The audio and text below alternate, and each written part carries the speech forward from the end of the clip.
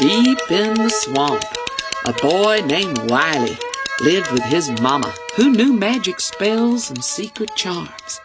Wiley loved his mama. His mama loved Wiley. Wiley's papa was dead and gone. He'd been killed many years before in a fight with the hairy man who lived in the swamp.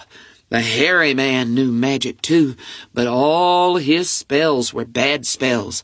The hairy man knew secret charms too, but all his charms were evil charms.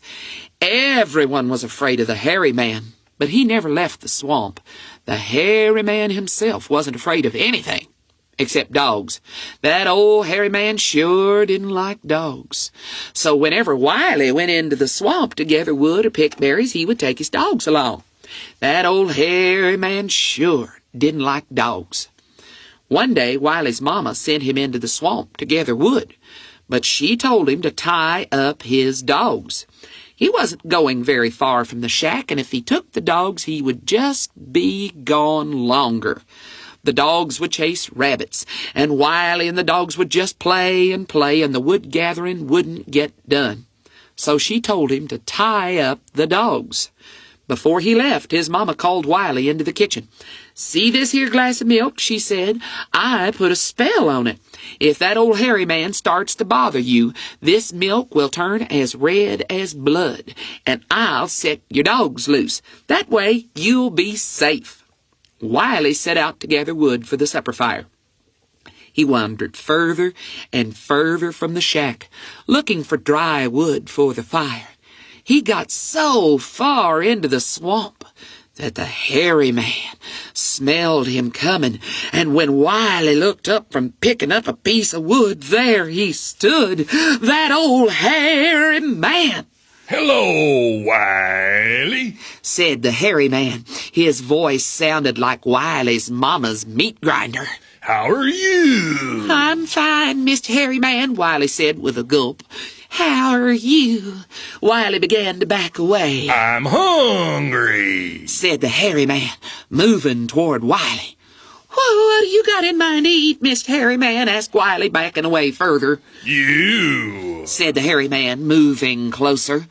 Back at the shack, the glass of milk on the table turned as red as blood. Wiley's mama knew that Wiley was in trouble, and she set the dogs loose.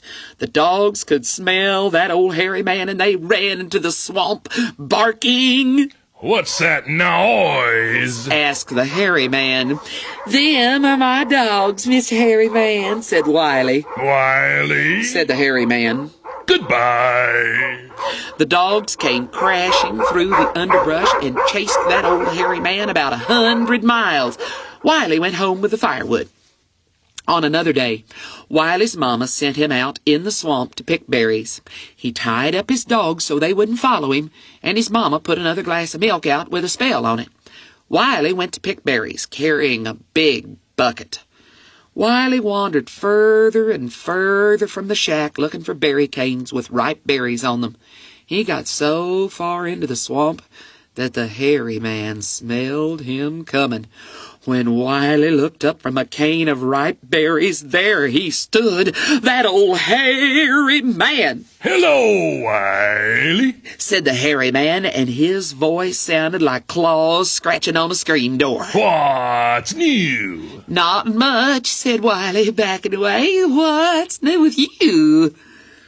Back at the shack, that glass of milk with a magic spell on it turned as red as blood.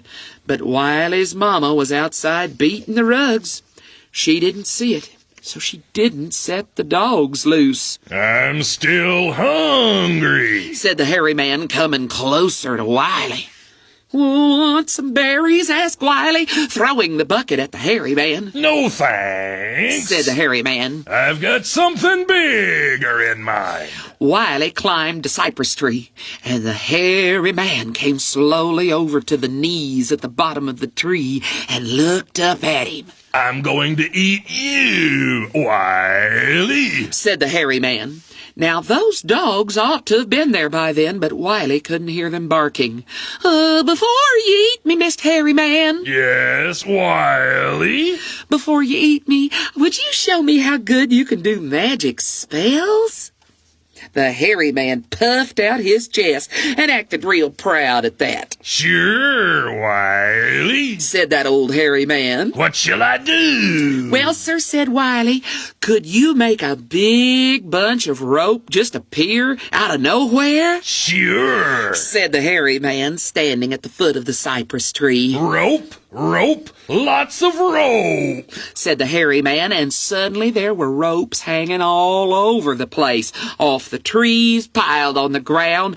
Now I can get away, yelled Wiley up in the tree. He started to swing from one of the ropes like he was escaping.